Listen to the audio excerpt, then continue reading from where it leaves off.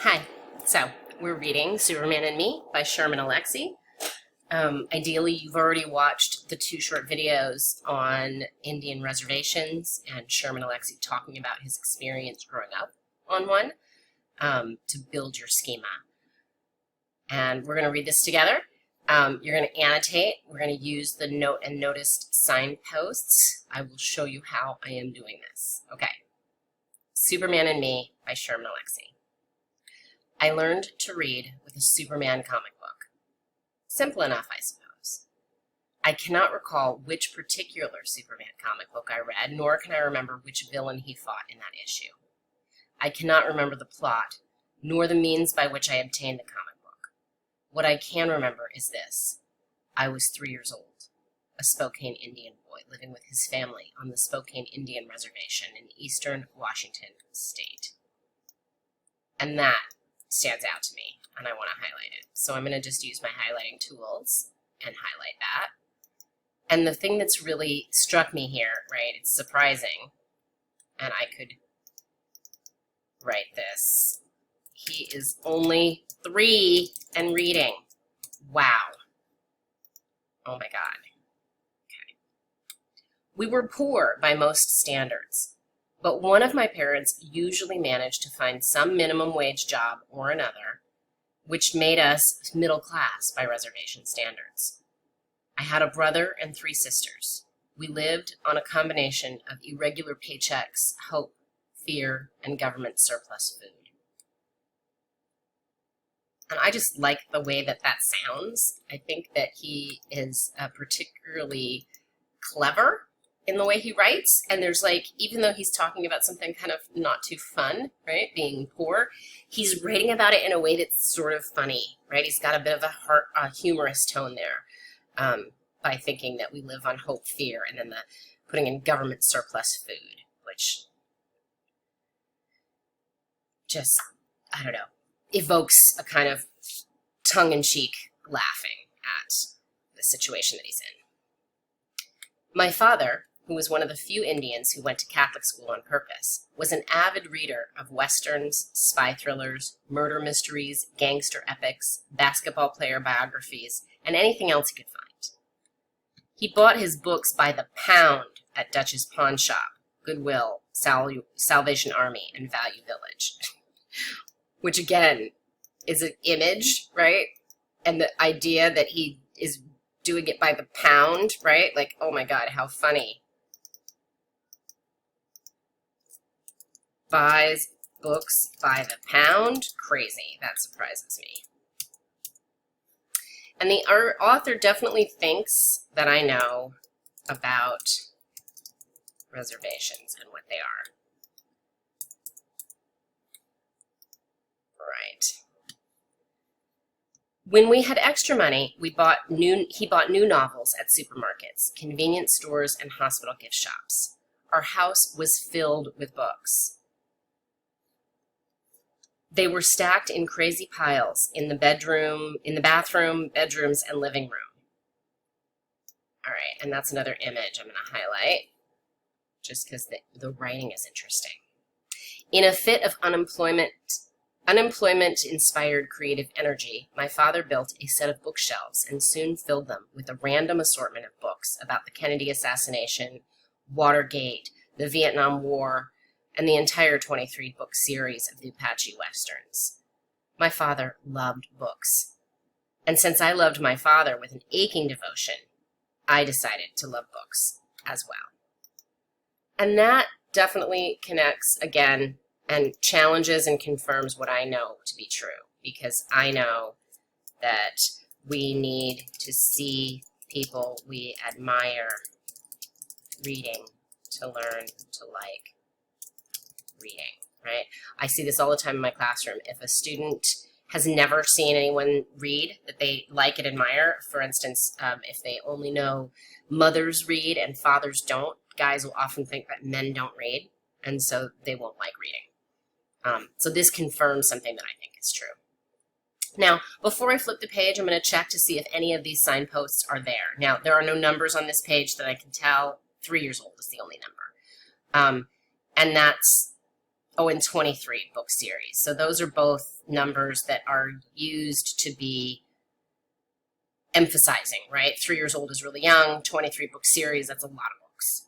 So I could look at numbers and stats and say 3 years old is young for reading, and 23 is a lot of books in a series. What are the qualifications of the author? He grew up on a reservation and he's writing about that. Anything else? So I look at these other questions, and here you go. It's okay. If there's a word that you didn't know that you've learned, you could put it here. But if not, you can leave it blank. He's not quoting anyone, so this doesn't, there's no real quoted words, but the qualifications are he grew up on it. So I'm making these questions sort of work with this text, right? These are the same questions that we use for any nonfiction text, and therefore they need a little adjustment. All right, we're going to move to page 2, and I'm going to stop modeling the annotation for you and just do a straight read aloud for the rest of it. My expectation, though, is that you will pause the video as often as you need to and continue to annotate, okay? I'm going to continue on page 2. I can remember picking up my father's books before I could read. The words themselves were mostly foreign, but I still remember the exact moment when I first understood with a sudden clarity the purpose of a paragraph. I didn't have the vocabulary to say paragraph, but I realized that a paragraph was a fence that held words. I love that image. I'm going to highlight that, and I'm just going to make one quick comment, which is that a paragraph is not what your teachers told you. It's not 5 sentences. It could be 1 sentence. It could be 25 sentences. You see this paragraph is quite long. It actually started up here, and it's continuing on down here. So paragraphs are what he's describing here. The words inside a paragraph worked together for a common purpose. They had some specific reason for being inside the same fence. This knowledge delighted me. I began to think of everything in terms of paragraphs. Our reservation was a small paragraph within the United States.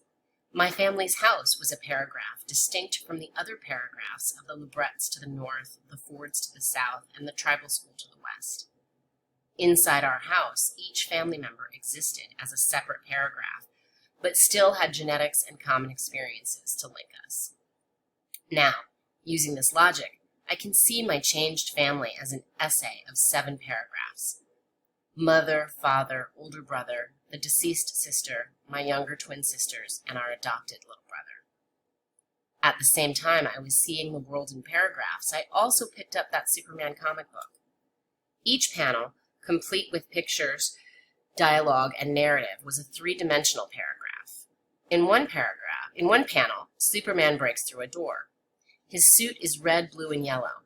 The brown door shatters into many pieces. I look at the narrative above the picture. I cannot read the words, but I assume it tells me that Superman is breaking down the door. Aloud, I pretend to read the words and say, Superman is breaking down the door. Because he is breaking down the door, I assume he says, I am breaking down the door. Once again, I pretend to read the words and say aloud, I am breaking down the door. In this way, I learned to read. This might be an interesting story all by itself. A little Indian boy teaches himself to read in an early age and advances quickly. He reads Grapes of Wrath in kindergarten, when other children are struggling through Dick and Jane.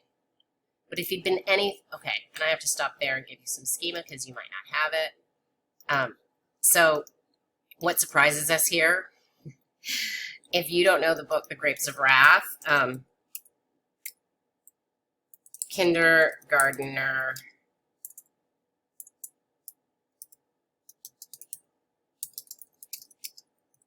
The Grapes of Wrath is a book that's usually taught at 11th grade, okay? So most kids read it at 11th grade. And you know what? My spelling doesn't matter. And Dick and Jane are books that were readers. So back in the old days when my mom was little, she learned to read on Dick and Jane's books, and a lot of people did. But they were really boring books. So if anything, if he'd been anything but an Indian boy living on the reservation, He might have been called a prodigy, but he is an Indian boy living on the reservation and is simply an oddity. He grows into a man who often speaks of his childhood in the third person, as if it will somehow dull the pain and make him sound more modest about his talents. Right? So here's a nice moment where he is in his writing doing some interesting stuff. I will highlight it, but now I'm going to just read the rest. All right. A smart Indian is a dangerous person, a wildly feared and ridiculed by Indians and non-Indians alike. I fought with my classmates on a daily basis. They wanted me to stay quiet when the non-Indian teacher asked for answers, for volunteers, for help. Were the Indian children who were expected to be stupid? We were Indian children who were expected to be stupid. Most lived up to these expectations inside the classroom, but subverted them on the outside. They struggled with basic reading in school, but could remember how to sing a few dozen powwow songs. They were monosyllabic in front of their non-Indian teachers, but they could tell complicated stories and jokes at the dinner table. They submissively ducked their heads when confronted by non-Indian adult, but would slug it out with the Indian bully who was 10 years older. As Indian children, we were expected to fail in the non-Indian world. Those who failed were ceremonially accepted by other Indians and appropriately pitied by non-Indians. I refused to fail. I was smart. I was arrogant. I was lucky. I read books late into the night until I could barely keep my eyes open. I read books at recess, then during lunch, and in the few minutes left after I had finished my classroom assignments. I read books in the car when my family traveled to powwows or basketball games. In shopping malls, I ran to the bookstores and read bits and pieces of as many books as I could. I read the books my father brought home from the pawn shops in secondhand. I read the books I borrowed from the library. I read the backs of cereal boxes. I read the newspaper. I read the bulletins posted on the walls of the school, the clinic, the tribal offices, the post office. I read junk mail. I read auto repair manuals. I read magazines. I read anything that had words and paragraphs. I read with equal parts joy and desperation. I loved those books, but I also knew that love had only one purpose. I was trying to save my life. Despite all the books I read, I am still surprised I became a writer. I was going to be a pediatrician. These days, I write novels, short stories, and poems. I visit schools and teach creative writing to Indian kids. In all my years in the reservation school system, I was never taught how to write poetry, short stories, or novels. I was certainly never taught that Indians wrote poetry, short stories, and novels. Writing was something beyond Indians. I cannot recall a single time that a guest teacher visited the reservation. There must have been visiting teachers. Who were they? Where are they now? Do they exist? I visit the schools as often as possible. The Indian kids crowd the classroom. Many are writing their own poems, short stories, and novels. They have read my books. They have read many other books. They look at me with bright eyes and arrogant wonder. They are trying to save their lives. Then there are the sullen and already defeated Indian kids who sit in the back rows and ignore me with theatrical precision. The pages of their notebooks are empty. They carry neither pencil nor pen. They stare out the window. They refuse and resist. Books, I say to them. Books, I say. I throw my heart against their locked doors. The door holds. I am smart. I am arrogant. I am lucky. I am trying to save our lives.